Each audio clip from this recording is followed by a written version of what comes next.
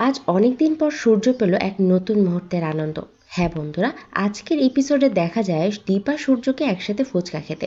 দীপা সূর্যকে ফুচকা খাইয়ে দেয় আর সূর্য তার পুরনো স্মৃতি মনে করতে থাকে। অন্যদিকে উর্মি বাড়িতে সূর্যকে নিয়ে চিন্তা করতে থাকে। ঠিক সেই সময় কুন্তলা এসে সেখানে উপস্থিত হয়। উর্মিকে কুন্তলা ওষুধ দেয়, কিন্তু আগের ওষুধ শেষ না হওয়ার জন্য তার উপর রাগারাগি করতে থাকে। ঠিক সেই সময় সোনা এসে বলে, আপনি আমার বাবার ব্যাপারে ভাবছেন কেন? আপনি আমাকে নিয়ে ভাবেন ঠিক আছে, কিন্তু আমার বাবাকে নিয়ে ভাববেন না। অন্যদিকে তখন দেখা যায় সূর্য আর দীপাকে একসাথে সময় কাটাতে।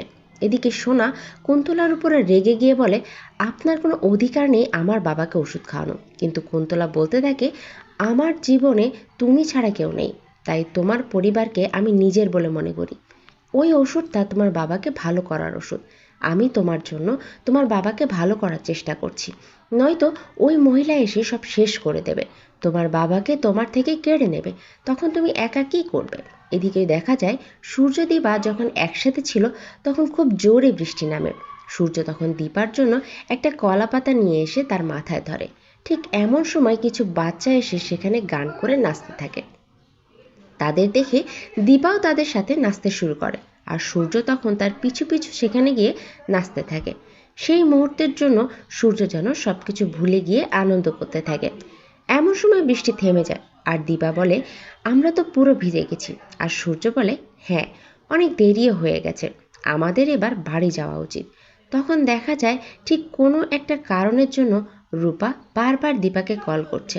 দীপা তখন ভাবতে থাকে, আপনি আজ কতটা খুশি ডাক্তারবাবু।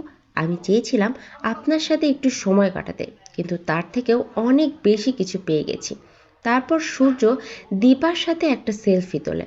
এদিকে রূপায় তখন সেখানে এসে উপস্থিত হয় আর দীপাকে ডেকে বলে, অবিনাশ হসপিটালাইজড হয়েছে। এই বলে রূপা সেখান থেকে হসপিটালে চলে যায়। অন্যদিকে দীপা সূর্যকে বাড়ি পৌঁছে দেয়।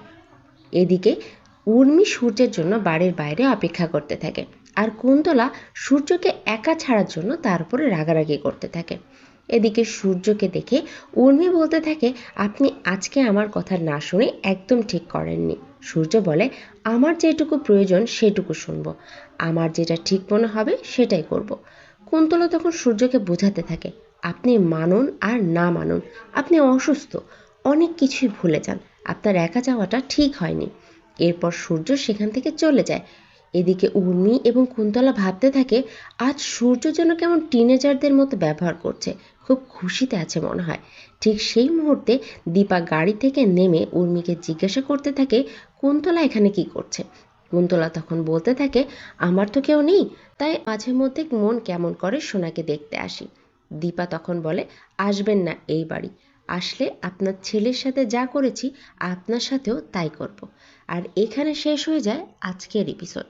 আর বন্ধুরা, তোমাদের এই এপিসোডগুলো ভালো লাগলে একটা লাইক কমেন্ট করে আমাদের চ্যানেলটিকে সাবস্ক্রাইব করে রাখো, আর পাশে থাকা বেল আইকনটি প্রেস করো সবার আগে ভিডিও দেখার জন্য।